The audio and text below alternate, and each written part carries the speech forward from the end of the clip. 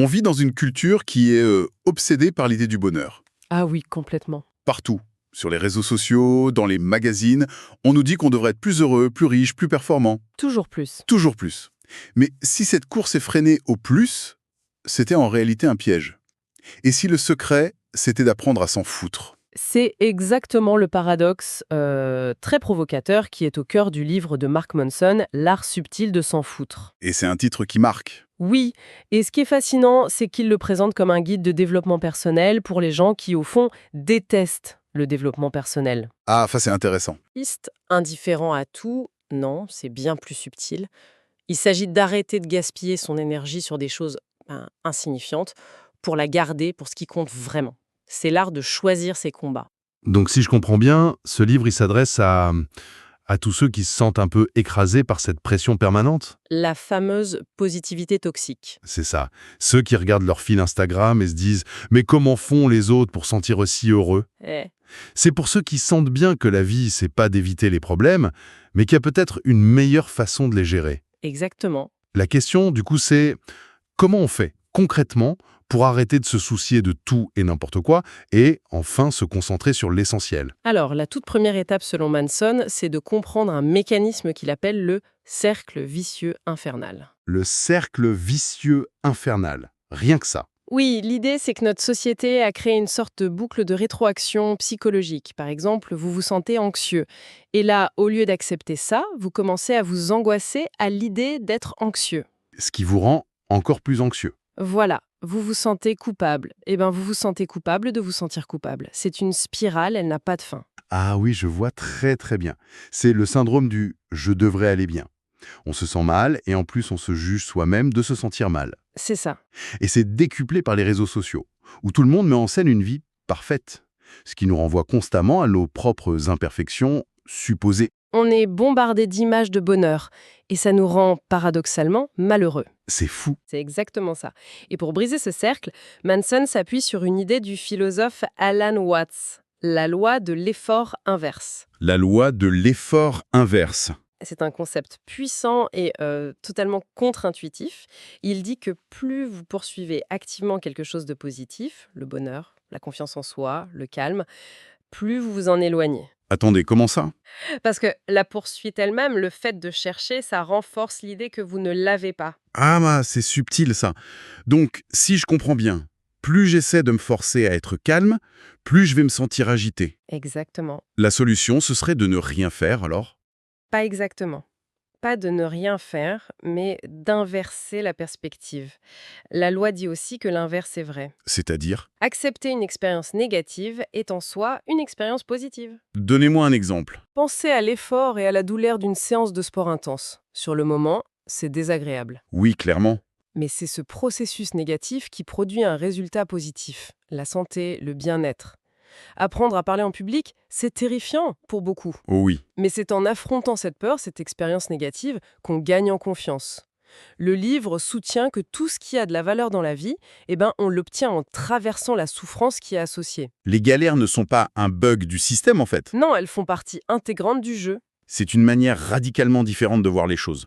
On passe de « j'évite la douleur » à « j'accepte, voire je cherche la bonne douleur ». Et pour illustrer ça, l'auteur, il ne prend pas un sage comme exemple. Non, pas du tout. Il prend quelqu'un de beaucoup plus brut, de décoffrage. C'est le moins qu'on puisse dire. Oui, il prend l'exemple de l'écrivain Charles Bukowski, un poète alcoolique, coureur de jupons, toujours endetté. Le raté parfait, selon les standards de la société. Objectivement, oui. Et pendant des décennies, il a été un raté. Il a enchaîné les petits boulots, les refus d'éditeurs. C'est une image forte, c'est sûr. Mais est-ce qu'on ne risque pas de romantiser un mode de vie qui est quand même assez autodestructeur? C'est une excellente question. Où est la frontière entre l'acceptation de soi et la complaisance, le fait de juste baisser les bras? C'est là que le livre apporte toute sa nuance. Le but n'est pas de dire « soyez comme Bukowski ». Le but, c'est de voir que Bukowski a connu le succès, non pas en essayant de devenir quelqu'un d'autre. Un écrivain respectable et sobre. Voilà, mais en acceptant totalement et brutalement qui il était. Il a arrêté de se battre contre sa propre nature. Son honnêteté crue sur ses propres échecs, c'est ça qui a fini par toucher des millions de gens. Son épitaphe, « Don't try ». N'essaye pas. Ça ne veut pas dire abandonner, ça veut dire arrête d'essayer d'être ce que tu n'es pas. Et c'est cette distinction qui nous amène aux 3 subtilités de l'art de s'en foutre. D'accord, je vois.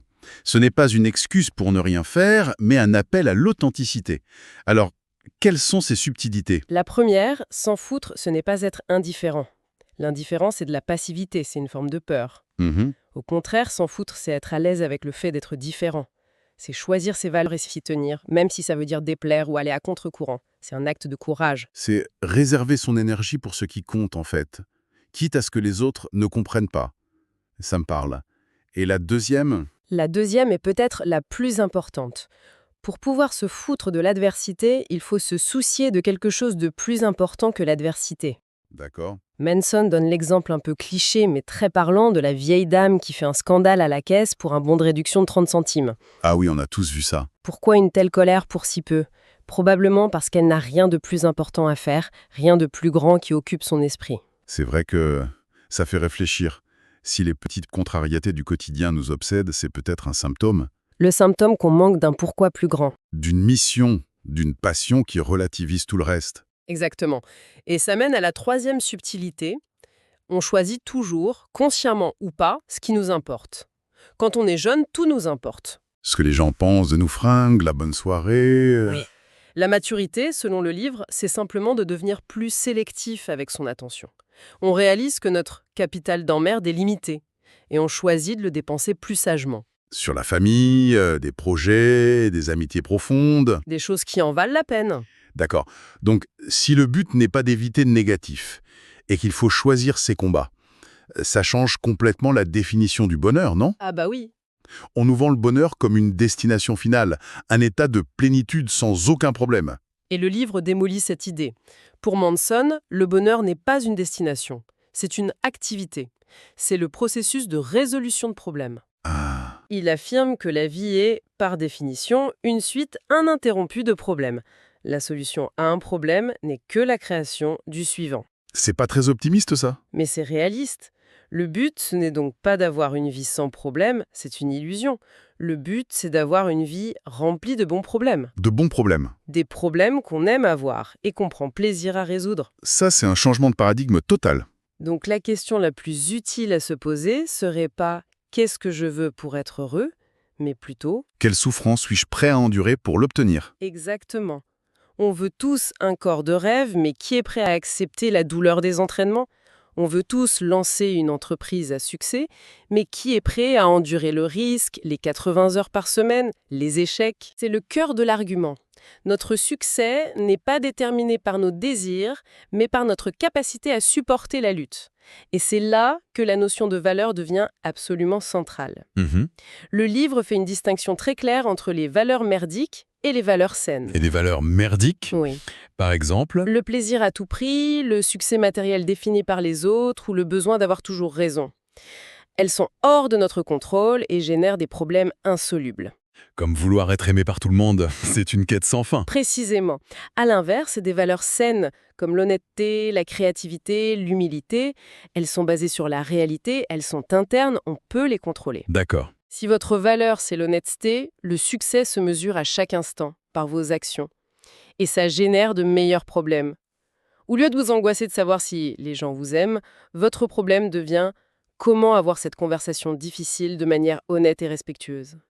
C'est un problème productif, un problème qui fait grandir. Voilà. Cette idée de choisir ses problèmes m'amène à une autre question. Qu'est-ce qu'on fait des problèmes qui nous tombent dessus sans crier gare? Une maladie, un accident, on ne peut pas juste s'en foutre. Absolument. Et c'est là qu'intervient une autre distinction cruciale du livre, celle entre la faute et la responsabilité. La faute et la responsabilité. On n'est pas toujours fautif de ce qui nous arrive. Quelqu'un peut vous escroquer, vous pouvez naître avec un handicap. Ce n'est pas de votre faute. Mais, et c'est le point qui change tout, on est toujours responsable de la manière dont on choisit de réagir. C'est-à-dire qu'on ne choisit pas les cartes qu'on reçoit, Mhm. mais on choisit toujours comment les jouer. C'est exactement ça. D'accord. Se sentir victime, blâmer les autres, c'est céder son pouvoir.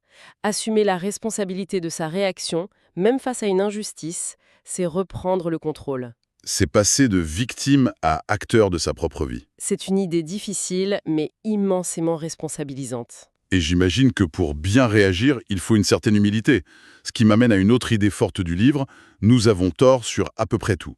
C'est bon, assez déstabilisant comme affirmation. C'est déstabilisant, mais c'est libérateur. L'auteur soutient que la certitude est l'ennemi de la croissance. Si on est certain d'avoir raison sur tout, on n'apprend jamais rien. On stagne. On stagne. Le vrai progrès, que ce soit personnel ou en société, ce n'est pas de passer de faux à vrai. C'est de passer de complètement faux à un peu moins faux, puis encore un peu moins faux. C'est un processus. Il nous invite à cultiver le doute, à se poser la question « et si j'avais tort ?» Accepter notre ignorance nous rend plus ouverts, plus résilients. C'est une posture d'apprentissage constant. Et pour avoir des valeurs claires, pour savoir pourquoi on se bat, j'imagine qu'il faut aussi être très clair sur ce qu'on refuse. Le livre parle de l'importance de dire non. Oui, le rejet est présenté comme une compétence essentielle. Dans une culture qui nous pousse à tout accepter, à avoir peur de déplaire, c'est un message important. C'est vrai. Le non permet de tracer des frontières saines. Si on dit oui à tout, notre oui ne veut plus rien dire. C'est en refusant ce qui n'est pas aligné avec nos valeurs qu'on définit qui nous sommes.